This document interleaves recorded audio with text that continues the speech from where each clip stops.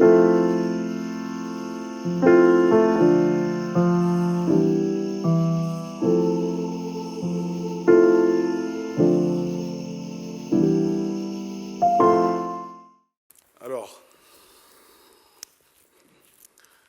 ça, c'est moi.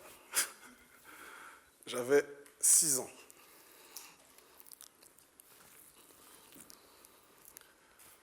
Je suis né dans le 18e, d'une mère d'origine guadeloupéenne et d'un père d'origine camerounaise. Mon père, je ne l'ai pas connu. Du coup, j'ai toujours cherché à trouver un exemple en qui reproduire les gestes et un peu la réussite qu'il pouvait avoir. Mais il faut savoir aussi que j'ai perdu ma mère à l'âge de 6 ans. Donc, 6 ans, j'étais orphelin. Ça m'a permis de développer une certaine capacité. Une capacité à analyser le comportement humain, en fait. Parce que, à l'école, les blagues, vous savez comment c'est, les enfants. Les blagues, c'est pas de belles blagues. Donc, moi, on m'appelait William sans famille. Voilà. Sans famille. J'avais pas de grand frère à qui dire bon ben vas-y on va se bagarrer. Non, je prenais tout, j'étais une éponge. Du coup,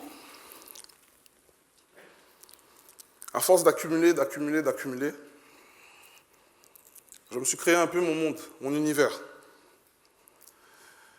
Et moi, mon univers, je ne l'ai pas construit autour de Dragon Ball Z, ni de Club Dorothée. Moi, je regardais des clips à la sortie de l'école. Et les clips que je regardais à la sortie de l'école, ben, souvent, je voyais du P. Diddy, pour ceux qui connaissent. Hein. Qui connaît P. Diddy, Notorious B.I.G. Ok, ça c'est la bonne génération alors. Du coup, quand je regardais les clips, ben, je rêvais d'être comme ces gars-là en fait. C'était tout le temps bien, classe, paquebot, lunettes. Et en fait, leur métier, c'est chanter. Donc, j'ai créé un peu mon utopie sur ça. Sauf que, il y avait ça aussi. Et ça, mes parents, ils n'acceptaient pas. D'ailleurs, merci à eux. Hein. Du coup, ils m'ont conseillé, ça c'est, de me concentrer sur l'école. Alors c'est ce que j'ai fait pour faire plaisir à mes parents. Je me suis concentré sur l'école. Je ramenais des bonnes notes. Parce que bonnes notes, dans la famille, c'était synonyme de beaux cadeaux de Noël. Donc je ramenais de très bonnes notes. Du coup, j'ai fait ça jusqu'à obtenir mon bac, mes diplômes. Et en allant à l'université,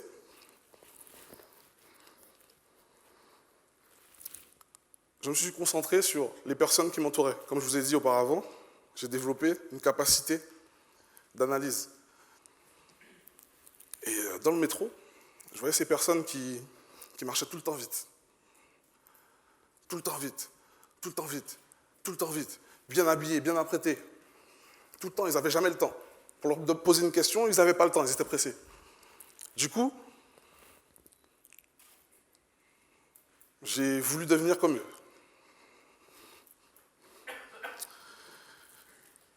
Et j'ai intégré mon premier travail. Mon premier travail, quand j'ai fait mes études, j'ai été stagiaire à Cali Consult.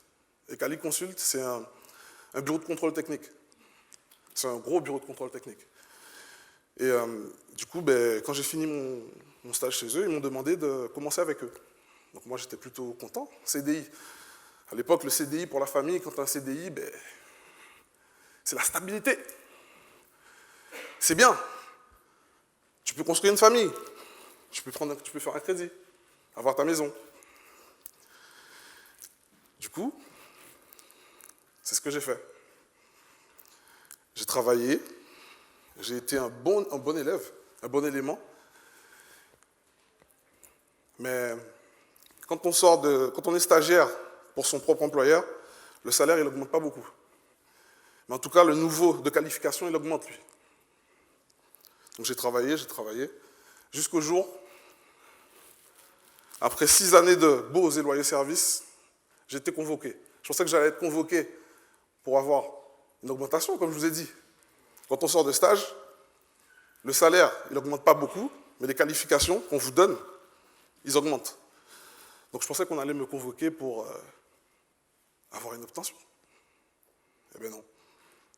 J'ai été convoqué et on m'a demandé de plier bagages. Plier bagages. Donc, je fais 20 ans d'études.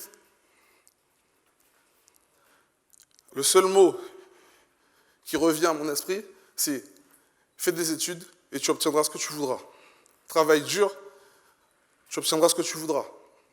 Mais moi, on ne m'a jamais dit fais des études et au bout de 6 ans, on va te jeter. Mais là, c'était le cas. Alors,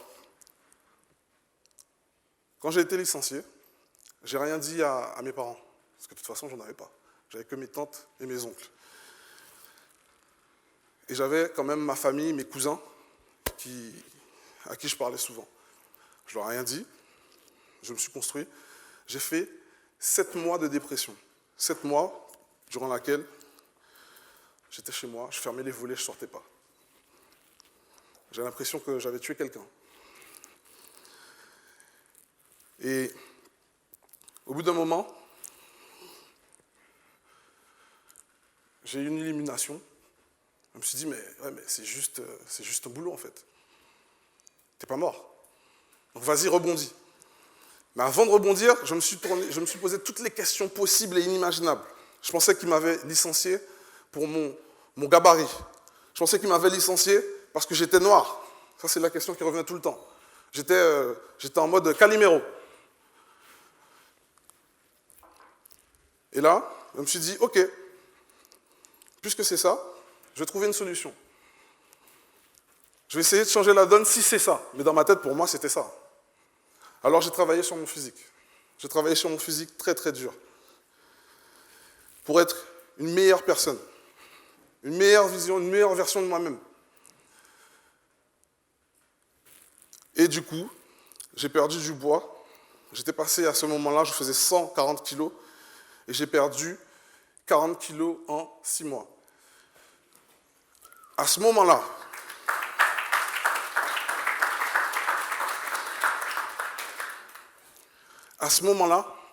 je me suis dit, tout est possible. À ce moment-là, je me suis dit, sachant qu'auparavant, j'avais toujours eu ces problèmes de poids. Et je pensais que j'allais jamais perdre du poids. Là, à ce moment-là, je me suis dit, ok, puisque je suis un bon élément, je fais ce qu'on me dit de faire, on me licencie, ben là, je vais créer mon propre business. J'ai créé mon propre business. Car j'ai toujours travaillé dans le milieu du BTP. Je suis ingénieur BTP de formation. Je me suis concentré, j'ai réfléchi à ce que je savais faire de mieux. Ce que je savais faire de mieux, au bout de 20 ans d'études, c'était du BTP. Alors, j'ai décidé de faire un bureau d'études en structure et construction. C'est ce que j'ai fait. J'ai fait en simultané une société de construction et rénovation.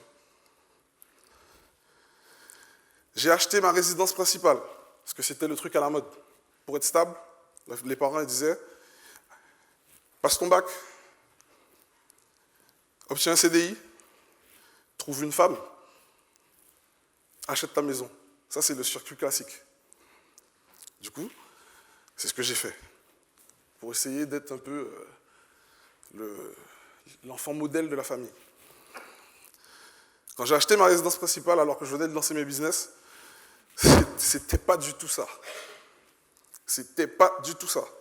Ma résidence principale m'a coûté de l'argent, parce que forcément c'est une résidence principale, donc il n'y a pas de cash flow, c'est que de l'argent qui sort. Là, je pense que je ne vais pas vous apprendre ça. Vous avez quand même une base en immobilier. Oui? Non? Très bien. En immobilier, pour faire de l'immobilier, le principe basique, c'est d'acheter en dessous du prix du marché, faire des travaux pour augmenter la valeur et vendre au minima au prix du marché. Ça, c'est la base. Donc, je reviens sur ma résidence principale qui m'a coûté de l'argent. Mon business qui n'avançait pas. Mais pourquoi mon business n'avançait pas? C'est parce que j'étais focus que sur l'argent. Je voulais faire de l'argent à tout prix. Et pour moi, faire de l'argent, on m'a dit, fais des sociétés, tu vas faire de l'argent. Mais non, c'est pas aussi simple que ça en fait. C'est pas aussi simple que ça. Du coup, en étant omnibulé que par l'argent, j'ai fait des mauvaises associations. Des associations qui m'ont fait faire faillite. Des associations qui ont failli me coûter mon couple. Et là, je me suis dit, bon, on va arrêter les conneries. On va se recentrer, pour de vrai. On va se recentrer, on va se cultiver. On va se former sur ceux qui font des vraies choses. Donc, j'ai intégré des masterminds où il y avait pas mal de personnes qui, eux, généraient déjà plusieurs centaines de milliers d'euros. Je me suis fait coacher par Eric, que vous avez vu ce matin, pour muscler mon cerveau. C'est bien de se muscler physiquement, mais le cerveau aussi, il faut qu'il suive. Et là, j'ai compris une chose, c'est qu'en fait, tous ceux qui réussissent, ils ne réussissent pas parce qu'ils visualisent l'argent, en fait. C'est parce qu'ils apportent un maximum de valeur. Un maximum de valeur. Et là, j'ai réfléchi à ce que je pouvais apporter, moi, de plus que les autres dans le milieu de l'immobilier qui existe, que tout le monde sait faire. Parce que concrètement, l'immobilier, c'est pas difficile, entre parenthèses. En me recentrant, j'ai pensé à ma famille. J'ai pensé à ma famille. Moi, mon leitmotiv, mon focus, c'est de mettre ma famille à l'abri. Parce qu'aujourd'hui, j'ai la chance d'avoir une famille, comme je vous l'ai dit. Auparavant, moi, j'ai grandi seul. J'ai pas de frère, j'ai pas de mère, j'ai pas de père. J'ai que des cousins, merci à eux d'ailleurs.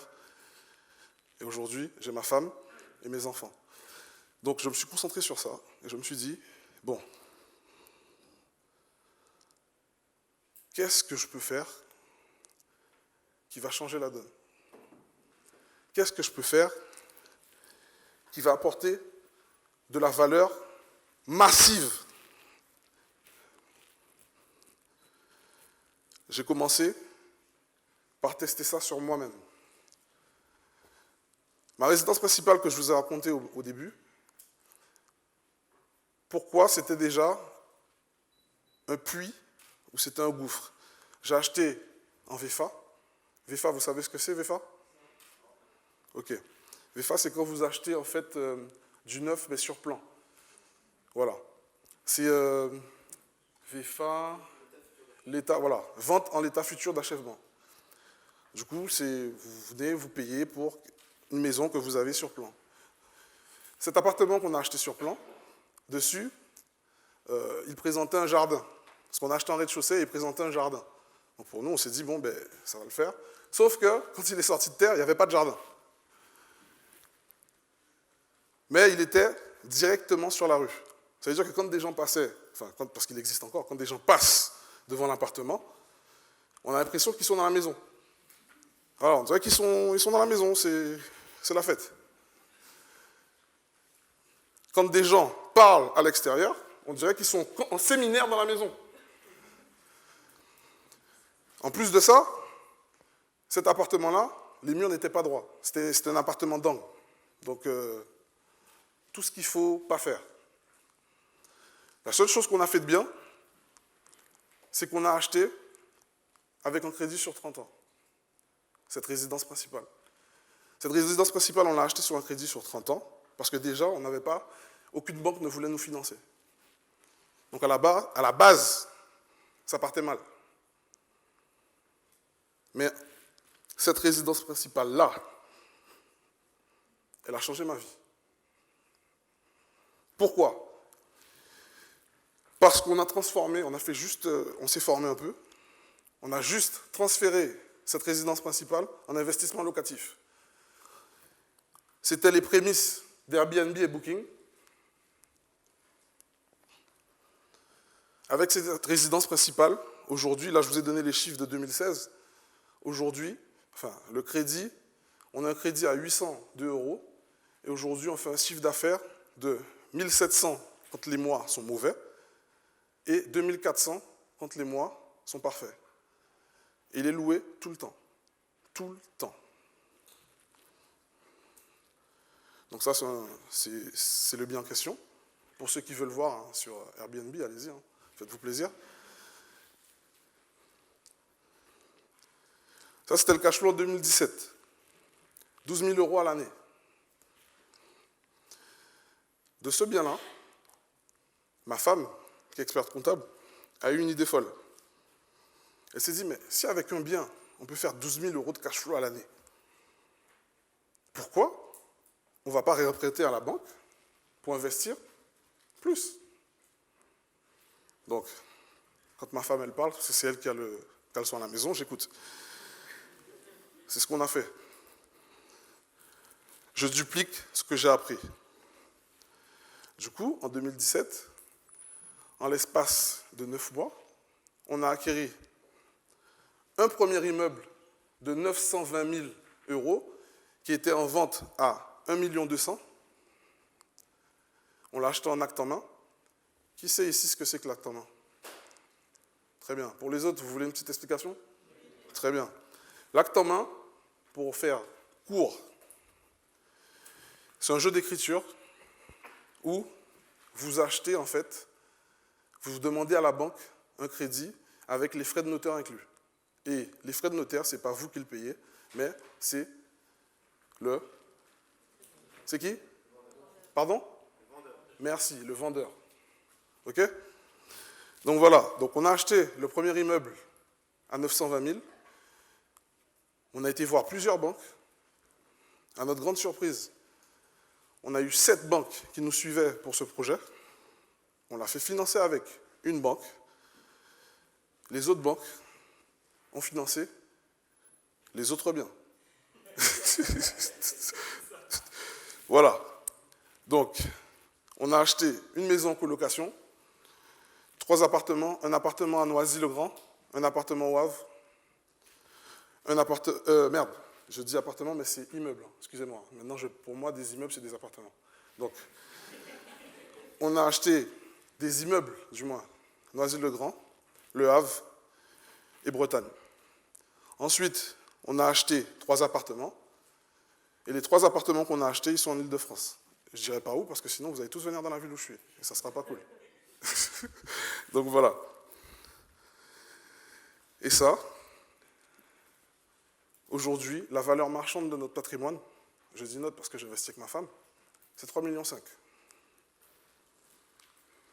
Pour un cash flow de 122 608 € par an, soit 10 217 par mois.